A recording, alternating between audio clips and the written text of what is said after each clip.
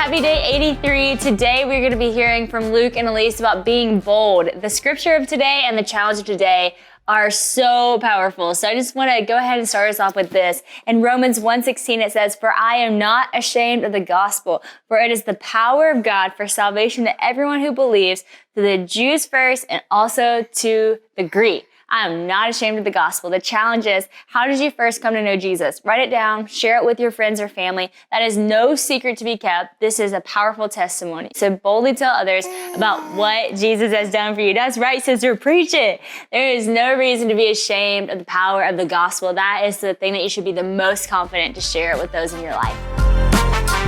Hey everyone, welcome to day 83 of the challenge. Today we're talking about being bold, and the verse of the day is Romans 1:16. It says, "For I am not ashamed of the gospel, for it is the power of God for salvation to everyone who believes, to the Jew first and also to the Greek."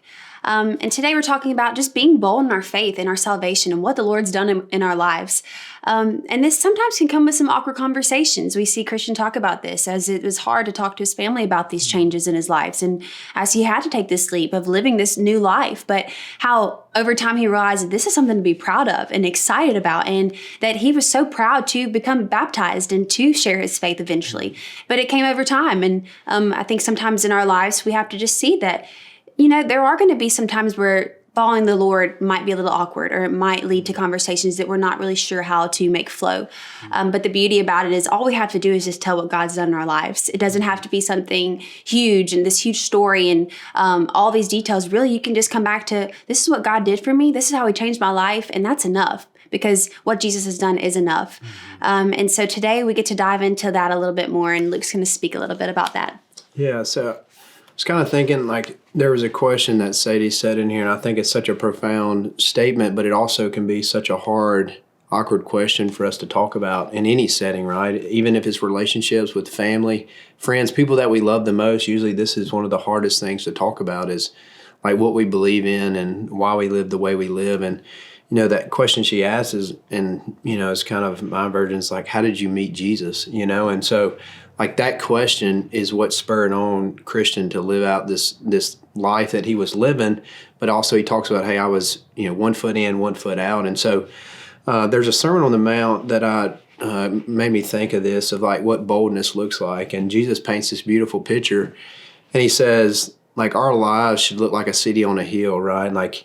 We should look like the light should be seen from a long distance, right? And that's the whole point of that city being us, but the light that lives within us is Jesus. And there's no better way to display boldness, I think, is when we enter a room or when we're around people, there's times obviously that, we have to speak, right, what we believe in, and we have to confess or testify, testimony, what Elise was kind of talking about, of telling what Jesus has done in our life and saved us from. But also that sermon, man, is a beautiful picture of what light does to darkness, right? It changes everything, right? And I think that's why Jesus was so attractive, is because people were drawn to him, because he did display a light that people are drawn to naturally, right? And that's the thing, the difference in light and darkness. People love the light because they can see, right, what's in front of them. They can't stumble, right? Because if you in the darkness, right, you're just feeling your way through life. And so I don't know, that picture just really was, I don't know, I think there's two sides to that boldness that people need and want. And I think that's really, you develop that through just relationships and getting to know. I think it goes back to just, being curious, curiosity, right? I think that's why Jesus was so impactful, because he met people where they were comfortable, right? He met the woman at the well, right? He met her at her safe place.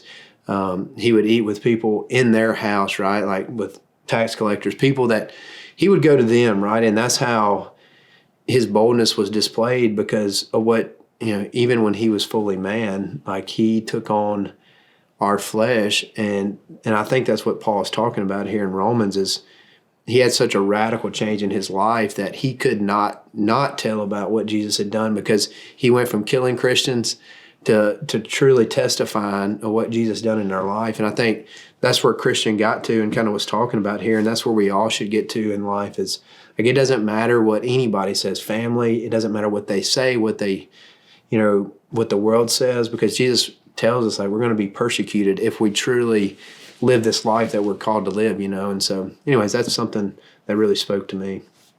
And I think the biggest challenge for today, with all that being said, is just to not be ashamed to share what God's done in your life and to get to that point of wanting to be a light. And being that light means to share what He's done because Jesus is light. And so today the challenge is write down your testimony. Your testimony is just a story of what God's done in your life. And even if you don't think you have one, if you start to write, you'll be surprised. You'll see, wow, I really do have a story, all because of the Lord and what He's done.